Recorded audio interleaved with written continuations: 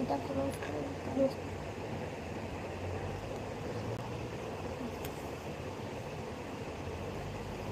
আসুক সবাই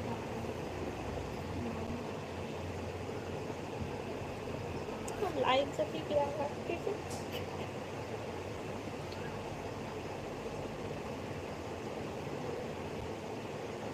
কতদিন একসাথে দিচ্ছ বলতে তো হবে, এখন উল্টো পাল্টা সবাই বলছে, এখন তো বলতে হবে না। যা জানে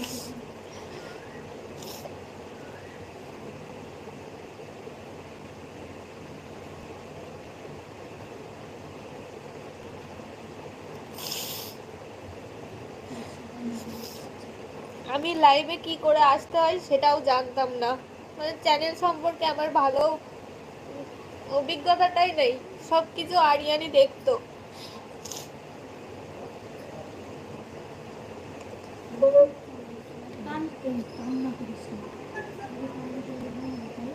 বলতে তো হবে, বল। বলতে হবে।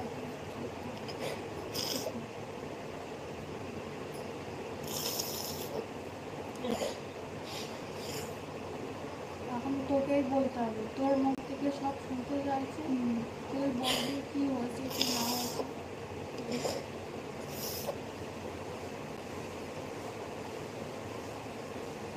কিছু কথা কি ক্লিয়ার আসছে?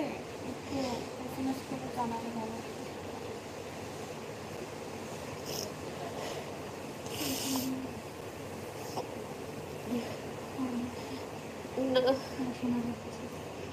ন তারিখে অ্যাক্সিডেন্ট হয়েছে, 9 তারিখে ও অফিসে গেছিল, সকালবেলা অফিসে গেছিল, অফিস থেকে ফেরার পথে আমাকে কল করেছিল 6টার সময়, যখন বেরাই তখন বলেছিল যে আমি আসছি, तখন बोला बहुत बारिश पड़ रही है, मैं थोड़ा रुक रुक के आ रही हूँ। मैं बोला ठीक है कोई बात नहीं, लेट हुए तो हुए लेकिन थोड़ा ध्यान से आराम से आना। बोला ठीक है। फिर मुझे बोला तेरे लिए क्या लेके आओ। मैं बोला कुछ नहीं, उसके पास पैसा कम था बोल के मैं बोला कुछ नहीं। वो बोला नहीं रूपा बोल ना, मुझे बहुत अच्छा लगता है तू कुछ बोलती है खाने के लिए तो मुझे बहुत अच्छा लगता है। बोला कि आइसक्रीम लेके आओ। मैं बोला नहीं तो थोड़ा चाउमीन लेके आ। फिर थोड़ी देर बाद मैं नीचे गया, वो खिचड़ी खाने का मन कर रहे थे उस दिन। সকালবেলা অফিসে যাওয়ার সময় আমাকে বলেছিল যে রূপা তোর হাতের খিচুড়ি বানাবি, তুই খুব ভালো বানাস ঝোল খিচুড়ি। আমি বললাম ঠিক আছে। পরে আবার ফোন করলো, ফোন করে বললো যে চাউমিন নিচ্ছি। আমি তখন খিচুড়ি করতে গিয়ে দেখি সোমা চাউমিন করছে। আমি বললাম চাউমিন আনতে হবে না, আর সেদিনই আমার ফোনের রিচার্জ শেষ হয়ে গেছিলো, আর ওয়াইফাইতে আমি ফোন করব, ওর নেট রিচার্জ ছিল না, ওই শুধু আমাকে ফোন করতে পারছিল। তারপর ওকে বললাম যে চাউমিন আনতে হবে না, সোমা চাউমিন বানাচ্ছে, আমি খিচুড়ি করেছি তোর জন্য। আমাকে বললো ठीक है मैं आके खिचड़ी दबा के खाऊंगी, मैं बाहर से कुछ नहीं खा रही हूँ, खिचड़ी आके खाऊंगी। फिर कॉल किया, थोड़ी देर बाद कॉल करके बोला मैं 15 मिनट पे आ रही हूँ। फिर अब नहीं आया। 15 मिनट के बाद थाने से कॉल किया मुझे, एक्सीडेंट हुआ, গাড়াপোতা কলাতলায় অ্যাক্সিডেন্ট হয়েছে। আমার বাড়িতে কোনো ছেলে মানুষ ছিল না, পাড়ার পর একটা দাদাকে নিয়ে আমি তখনই বেরিয়ে যাই। ওখানে গিয়েও আমি অ্যাক্সিডেন্টের ওখানে আরিয়ানকে পাইনি। তখনও রাস্তায় যখন ছিলাম থানা থেকে ফোন করে বলল যে হসপিটালে আছে। তারপর হসপিটালে গেছি, তখনও আমি জানি না যে ও আর নেই। ওখানে আমাকে কেউ বলেনি, আমি ওকে ডাকছি, বুকে হাত দিয়ে এই করছি, ডাকছি আরিয়ান আরিয়ান বলে। ওর বুকে হাত দিলাম, বুকে কান পেতে দেখছি নিঃশ্বাস নিচ্ছে কিনা, পেটে সব জায়গায় হাত দিচ্ছি, ডলছি। তারপর ওনারা ইশারা দিল যে নেই, জায়গায় ডেথ। অনেকে বলছে যে ওর সাথে আমার ঝামেলা চলছিল, ওর সাথে আমার কোনো ঝামেলা চলছিল না। একটা সংসারে থাকলে যেমন স্বামী স্ত্রীর ঝামেলা হয় ওটাই। আমি 9 মাস কি 6 মাস ও যখন ছিল না ঠিকঠাক ভিডিও দিইনি, এর জন্যই দিইনি যে আমার ইউটিউব সম্পর্কে আমার ভালো জানা নেই, আর আমার একা দিতে ভালো লাগতো না। আরিয়ান থাকলে ভালো লাগতো যে আরিয়ানের সাথে ভিডিও দেব, একা থাকতে ভালো লাগতো না ভিডিও দিতে, তাই আমি ভিডিও দিইনি। আর ও যখন আসলো হঠাৎ করে আমাকে না জানিয়ে চলে এসেছিল, কারণ আমি হায়দ্রাবাদে যেতে চেয়েছিলাম ওর ফ্যামিলিতে। ও না বলে টলে আমাকে বলেছিল ঠিক আছে আসবি, কিন্তু ওর ফ্যামিলিতে আমাকে নিয়ে গেছিল না। আমার একটু মনে রাগ হয়েছিল, একটু অভিমান হয়েছিল যে আমি যেতে চাইলাম ওর ফ্যামিলিতে, ও দুম করে চলে আসলো এখানে। আর একটা ভিডিও বলেছিল, সবাই এটা নিয়ে ভিডিও করছে, শুধু দেখছি আমি, সবাই বলছে যে ডিভোর্স কেন দিতে চাইছিল। ও যা ইনকাম করতো, সবাইকে হেল্প করতো, সবাইকে হেল্প করলে তো হবে না, যাদের হেল্প করেছে তারা এখন কোথায়? কই, কেউ তো আসছে না। যাদের হেল্প করেছে কেউ তো ফোন করেও শুনছে না। আমি বলতাম সবাইকে এত হেল্প করার কি আছে, আমারও তো একটা সংসার আছে, সংসারটা তো দেখতে হবে, একটা বাচ্চা কাচ্চা নিতে হবে, অনেক দিন হলো। এর জন্য আমার ওর সাথে একটু রাগারাগি হতো, তাছাড়া কিছু না।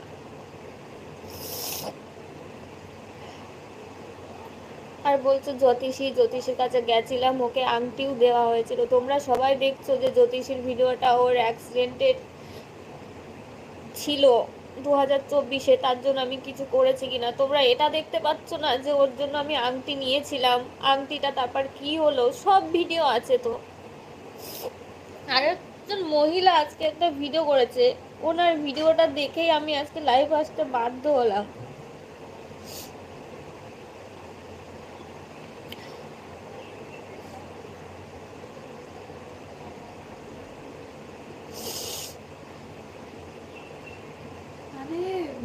মানুষটা মানে মরে গিয়েও বেঁচে থাকতেও লোকের কথা শুনেছে, মরে গিয়েও লোকের কথা শুনছে।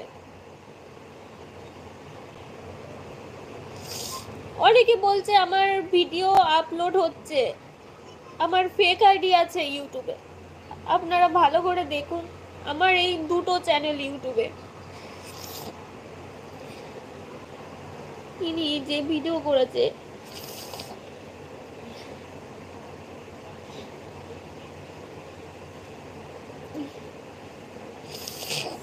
ভিডিও তো চালানো যাবে না। না, প্রতিবাদী তন্দ্রা, ইনি একটা ভিডিও করেছে, প্রতিবাদী তন্দ্রা বলে নাম, প্রতিবাদী তন্দ্রা। জানি না ইনি কোথায় কি দেখেছে, আমার ফেক আইডি এই যে, এটা হচ্ছে আমার ফেক আইডি, রুম্পা.আরিয়ান, এটা হচ্ছে আমার ফেক আইডি। এটা থেকে ভিডিও পোস্ট হচ্ছে, আমার আইডি থেকে কোনো ভিডিও পোস্ট হচ্ছে না।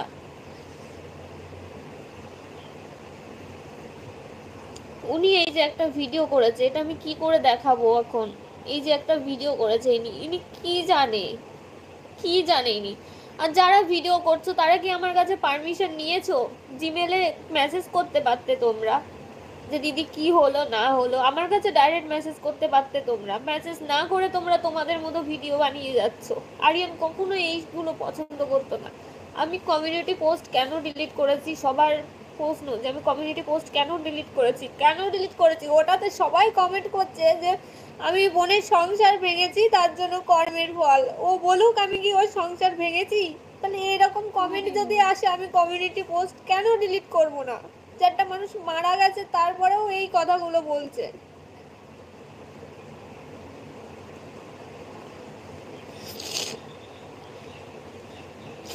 আমার এই যে 3টে চ্যানেল, এটা ফেসবুকে আরিয়ান লাইফস্টাইল, এটাতেও দেখুন গিয়ে কোনো ভিডিও নেই, আপলোড নেই।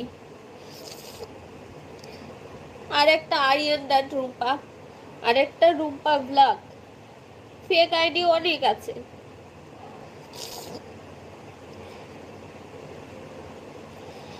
তোমরা শেষ ফটো সবাই চাইছিলে, ওর ফ্যামিলি থেকে কেউ চায় না আমি শেষ ফটো আপলোড করি। আজকে কিছুক্ষণ আগেও আমার ননদ আমাকে কল করেছিল, আমার পাড়ার পর থেকেও একটা মেয়ে আমার পারমিশন না নিয়ে ভিডিও করেছে, তাকেও বলা হয়েছে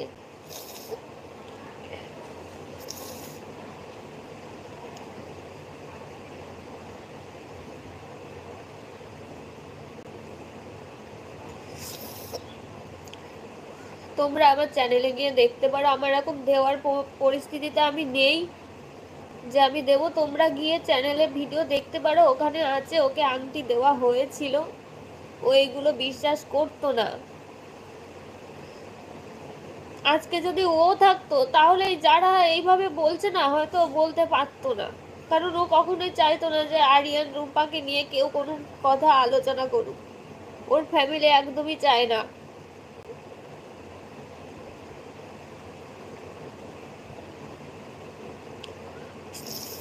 যারা এসব কমেন্ট করছে তারা কি মানে আদৌ মানুষ? আমি চ্যানেল সম্পর্কে কিছু জানি না, লাইভ আসবো তাও একটা দাদার কাছে শুনে তাই আমি লাইভ আসলাম। সব কিছু ওই গাইড করতো, সব কিছু।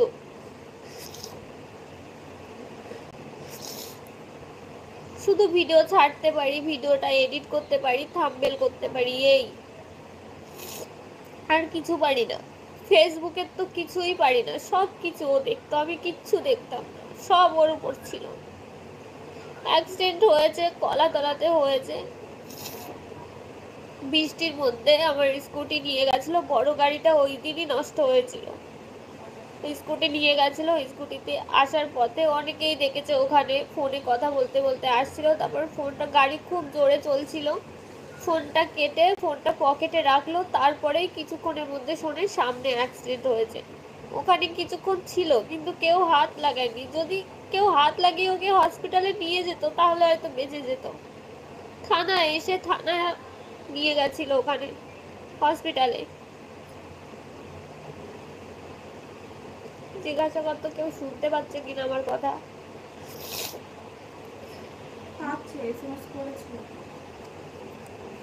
অনেকে কমেন্ট করছে, আমি কারণটা দেখতে পাচ্ছি না গো।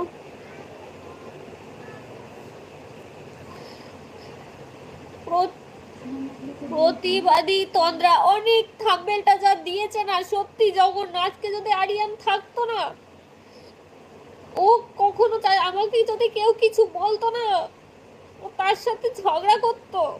এখন ওর হয়ে ওর বোন লড়ছে আমার সাথে। এই সময় কি আসা যায় লাইভে? তোমরাই বলো, আসা যায় এই সময় লাইভে? বাধ্য হয়ে আসা লাইভে। ওনার ওই ভিডিও থাম্বনেলটা দেখেই আমার আসতে হলো।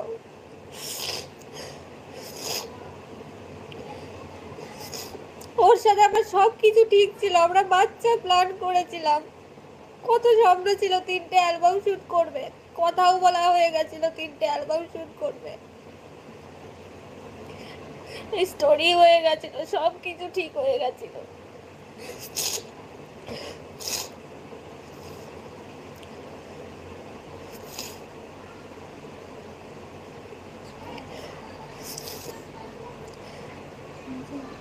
ওর অ্যাক্সিডেন্ট যোগ ছিল, একটা অ্যাক্সিডেন্ট হয়েছিল স্কুটিতেই অনেকদিন আগে, ভেবেছিলাম হয়তো কেটে গেল, কিন্তু সেটা 2023-এ হয়েছিল। 2024-এ দুটো অ্যাক্সিডেন্ট ছিল, একটা ওর হবে, একটা ওর সাথে আমার হবে। ওর সাথে আমার যেটা হবে সেটা ছিল অক্টোবরে, 2024-এর অক্টোবরে ছিল সেটা। তার আগেই ওর হয়ে গেল।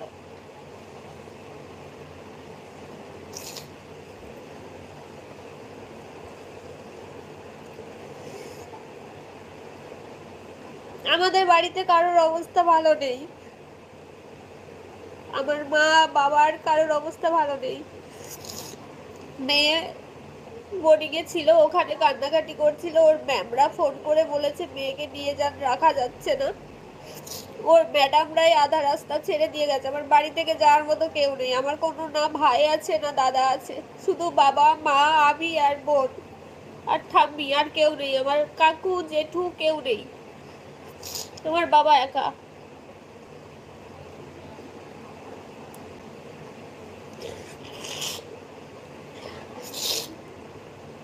আমার মাথা যন্ত্রণা করছে, একটু তেল দে তো, মাথার মধ্যে কেমন করছে।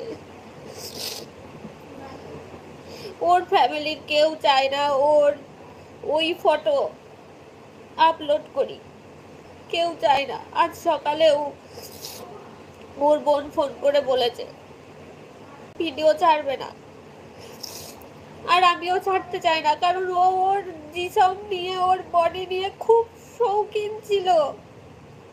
অনেক ভিডিও তোমরা দেখতে পারবে যে বডি দেখাচ্ছে, ফেস দেখাচ্ছে, সব সময় আয়নার সামনে নিজের ফেস দেখতো।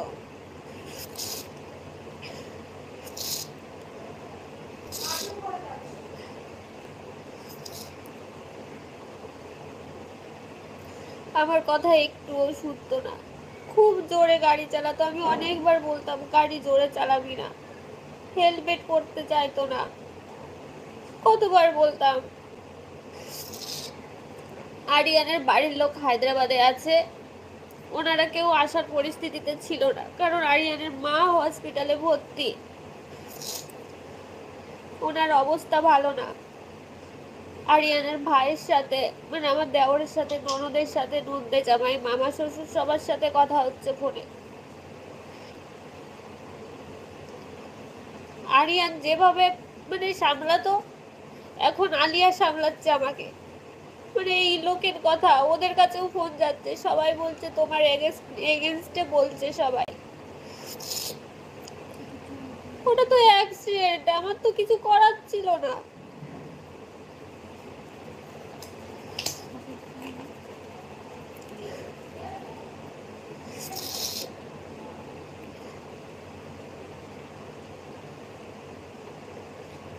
লাইভটা অন করেছি, লাইভটা কি করে বন্ধ করতে হয় তাও জানি না, আমি কখনো একা করিনি। সেটা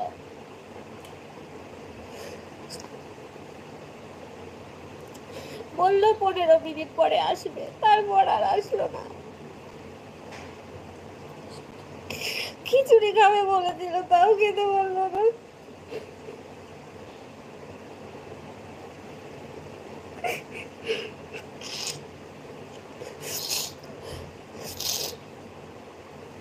আমি তোমাদের শুধু একটা কথাই বলবো, তোমরা প্লিজ ভিডিও বন্ধ করো, ভিডিও আর করো না। আমি কেন দেখতে পাচ্ছি, আমি ইউটিউবে সারাক্ষণ আসছি আমার আর ওর ভিডিও দেখতে, তখনই আমি দেখতে পাচ্ছি এক একটা করে ভিডিও করছে। আমি সারাদিন ওর ভিডিও দেখি, সারাদিন ওর জামা কাপড় গুলো নিয়ে শুয়ে থাকি সারা রাত।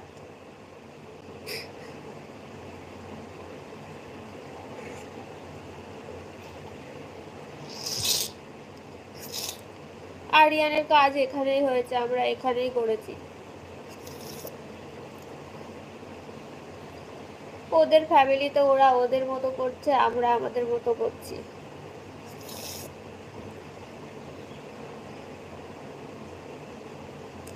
আমি সোশ্যাল মিডিয়ায় আনতে চাইনি, তারপর আমি দেখলাম অনেক কিছু, ভাবলাম যে ও হয়তো কোনোদিন আমার সাথে হয়তো থাকলো না, হয়তো অন্য সূত্রে জানতে পারলো, তখন কি হবে। সোশ্যাল মিডিয়াতে ছিলাম তাই আমার মনে হলো যে না, সবাইকে জানিয়ে দিই, তাই আমি জানিয়ে দিয়েছি।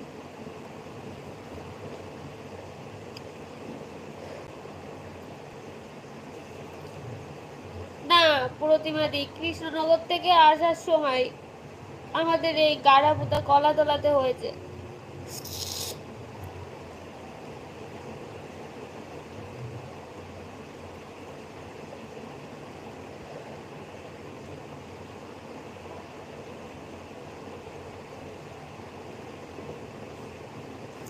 ন তারিখে হয়েছে অ্যাক্সিডেন্ট, আজকে আরিয়ার নেই।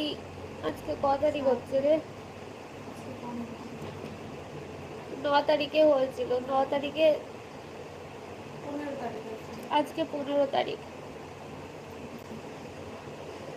আমি বেশিক্ষণ থাকতে পারবো না, কারণ আমার শরীর ভালো নেই।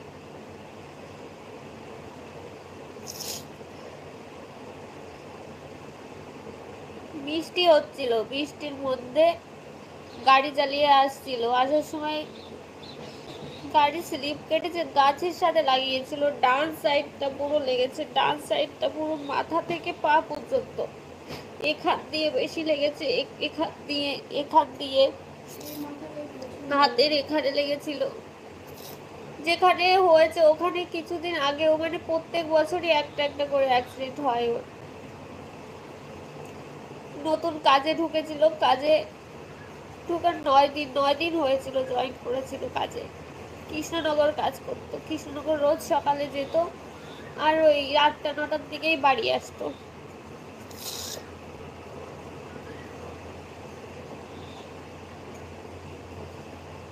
আমার মেয়ে এখন ওর ঠাম্মির কাছে আছে, মেয়ের ঠাম্মির কাছে আছে।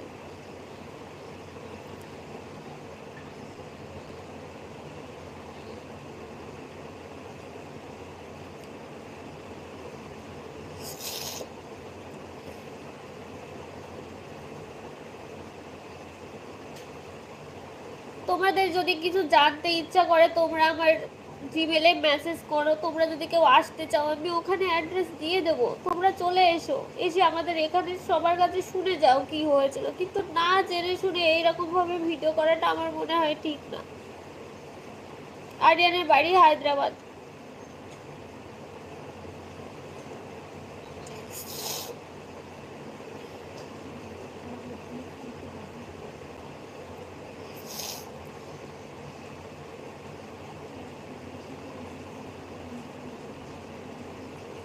ও কোনোদিন চায়নি যে আরিয়ান রূপা চ্যানেল নিয়ে আমাদের নামে কোনো রোস্টও নেই। আমরা এমন ভিডিও করি না যে আমাদের নিয়ে কেউ রোস্ট করবে, কারণ ও পছন্দ করতো না। ওর টাকার জন্য সোশ্যাল মিডিয়াতে কোনোদিন আসেনি। ওর ইচ্ছা ছিল ফেমাস হবে, সবাই ওকে চিনবে জানবে। কিন্তু তোমরা এমন ভাবে ওর পরিচয় দিচ্ছ সবার কাছে। লাইভটা কি করে বন্ধ করে দেখতো, আমার শরীর চলছে না আর।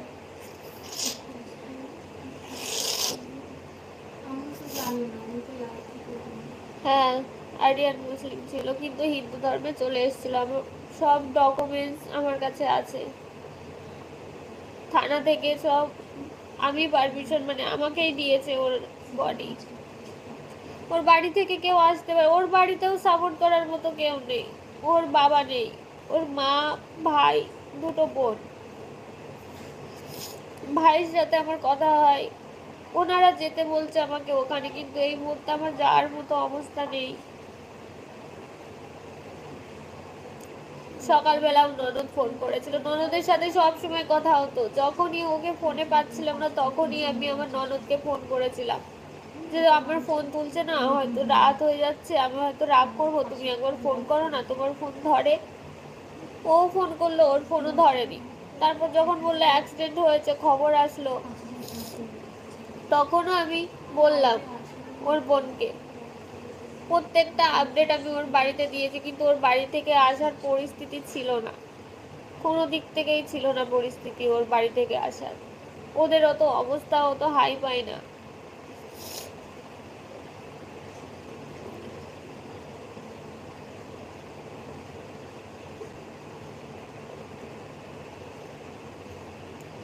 আমাদের থানা থেকে যেভাবে আমাদের পারমিশন দিয়েছে আমরা সেইভাবে করেছি। এটা নিয়ে ওর ফ্যামিলিতেও কোনো কিছু নেই, কিচ্ছু বলেনি। ওর ফ্যামিলিটাও আমাদের যথেষ্ট সাপোর্ট করেছে।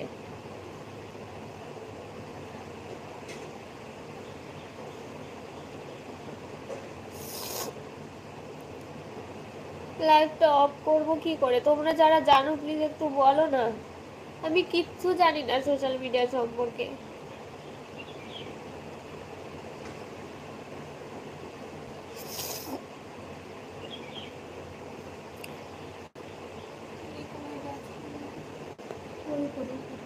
এটাই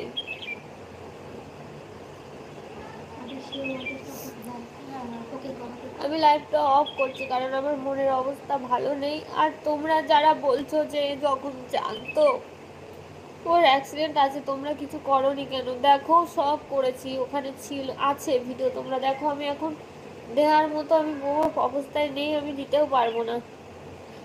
ওর অ্যাক্সিডেন্ট হওয়ার এক সপ্তাহ আগেও আরেকটা জ্যোতিষের কাছে গেছিল, তিনিও সেই একই কথা বলেছিল যে তোমার অ্যাক্সিডেন্ট আছে, কে কখন চলে যাবে না সবাই শিওর, তুমি গাড়ি আস্তে চালিও, এই কথা বলেছিল। আমাকে একটু সুস্থ হতে দাও, আমি সুস্থ হয়ে তোমাদেরকে সবটা ভালো করে জানাবো। কিন্তু তোমরা যেভাবে ভিডিও বানাচ্ছ আমি না এসে পারলাম না। ওর বাড়ি থেকেও আমাকে বলছে যে ভিডিও বলো বন্ধ করতে। ওর বোন সকালবেলাও বলছে যে তুমি বলো না উন লোগों को वीडियो मत बनाने के लिए, उसको थोड़ा शांति से रहने दो।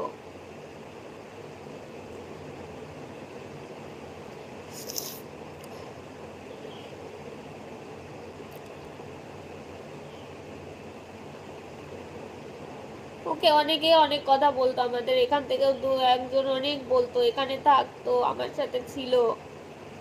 এখন তো ছাড়ো, এখন তো ওকে বলা বন্ধ করো, এখন তো নেই, তাকে শান্তিতে থাকতে দাও না যেখানে আছে। ও খুব ভালো ছিল, বললাম তো।